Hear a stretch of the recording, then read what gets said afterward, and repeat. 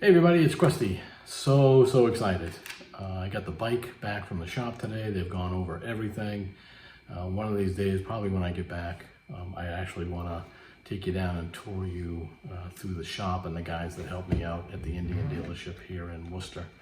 They've been fabulous. They've always been great, treated me well, and do a good job. So I had to get a new tire. I had some squeaky bushings on my seat that made it sound like, you know, Donald Duck quacking every time I went up and down. It was rather embarrassing. So they took those bushings out, got them fixed. I had an ABS sensor that needed to be replaced. So even the parts they ordered came in a good time. Had them do like a 10,000 mile service. So the whole bike has gone over. I'm confident. I rode it home. It feels great. It rides great. Felt good to have two wheels back under me. So super excited. We are only 2 days away from taking off for a 6-night, 7-day ride up around the coast of New Brunswick, leaving Central Mass, going all the way to the tippy top of Maine, in the province of Quebec. As soon as we hit water, we're taking a right and we're just following the coast all the way around. Really looking forward to it. Early indications are the weather are going to be pretty good. There'll be some weather while we're there. Looks like even the worst of it right now is just going to be overnight. We're going to escape a lot of it, but inevitably we're going to hit some of it. Now, I've had people ask me, how do you pack for these things? How do you prepare for these things? What happens if something goes wrong?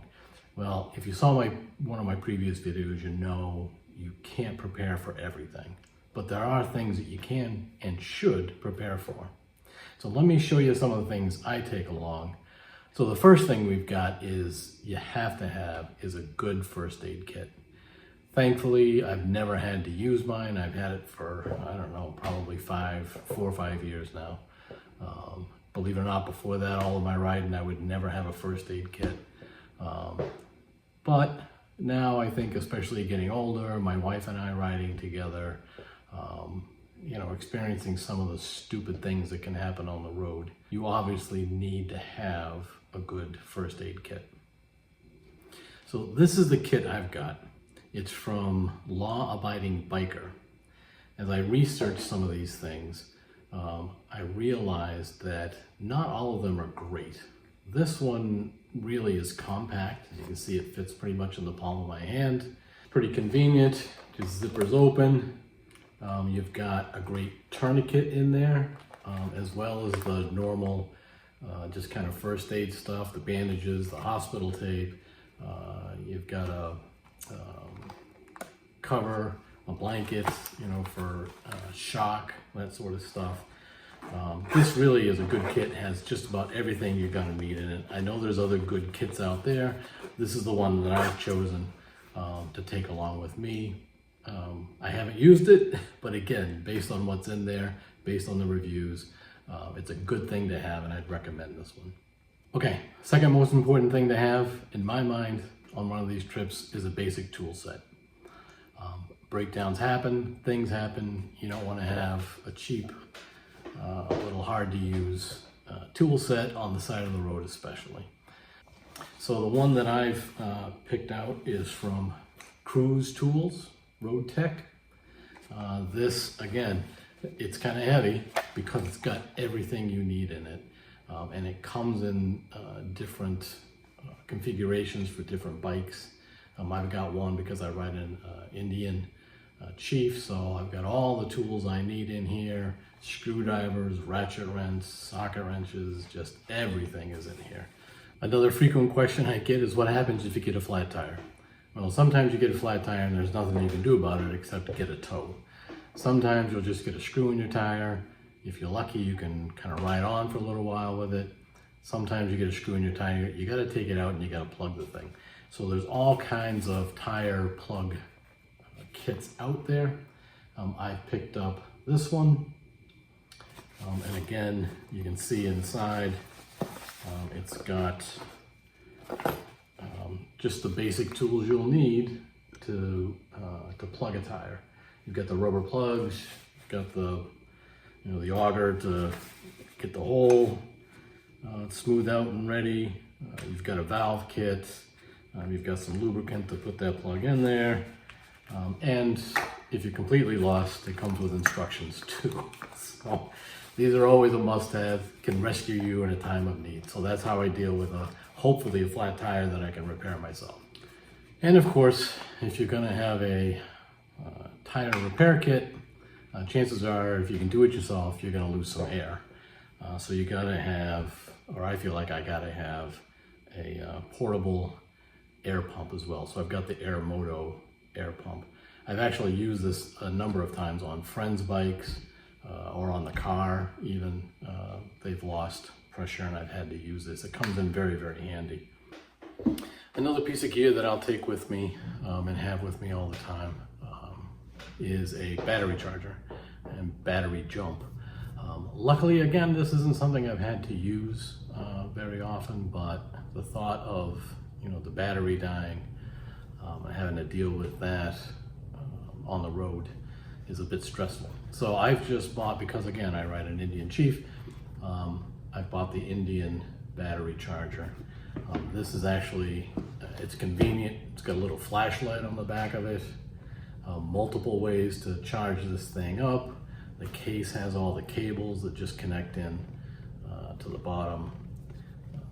You can see, if I can get the little rubber cover off, plug those in there, split off, go to the battery, USB ports, different ports and stuff. So this thing, again, especially with the light on the back too, with a handy little flashlight along with your phone, I find this thing very comforting to have with me just in case I need it.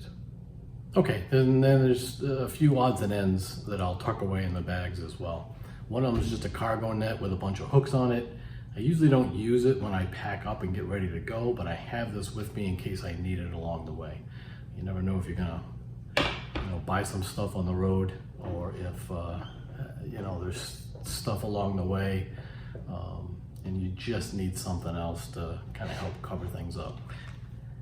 I've also gone a little overboard. Was thinking about fuses, so I just went on Amazon the other day, ordered a pack of fuses. I got fuses for a whole village here. But at least I know, again, I don't think it's ever happened on a bike, but electric stuff just is something, it's like chasing a ghost, and I don't want to deal with it. Hopefully if something does happen, I can just find a blown fuse and plug it in there.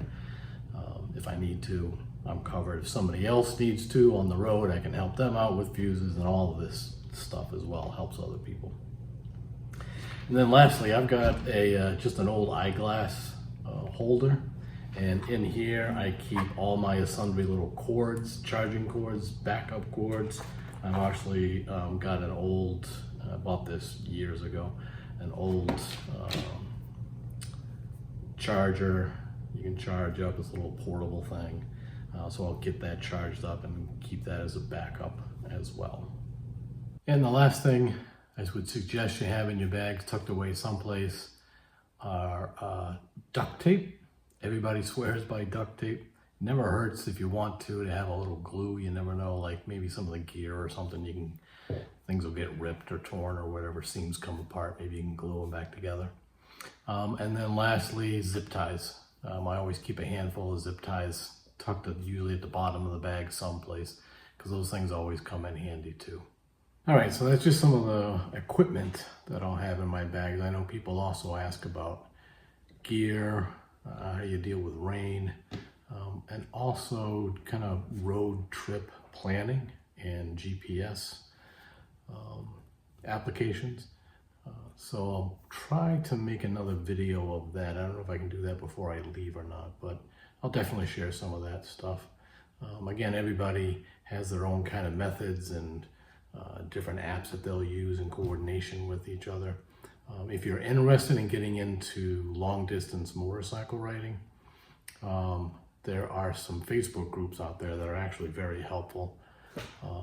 You can probably just search on them and check them out. I belong to one or two, and they've been very helpful over the years. It's an online community, so you get a lot of the sarcastic stuff especially when people are asking, they're new, they're looking at kind of breaking through their boundaries for the first time. They ask a question, you get a lot of sarcastic answers from the more experienced riders. But if you can just tolerate that and let it slide off your back, there are some very good and very helpful suggestions out there for gear, for road trip planning, for GPS, for satellite tracking, for communication, for charging equipment and phones, how to save money. So that's what all this stuff is about, helping you kind of get the gumption to get on your bike, jump on two wheels, and just start going, make it happen. All right, thanks for watching, do all the stuff. Thanks, bye.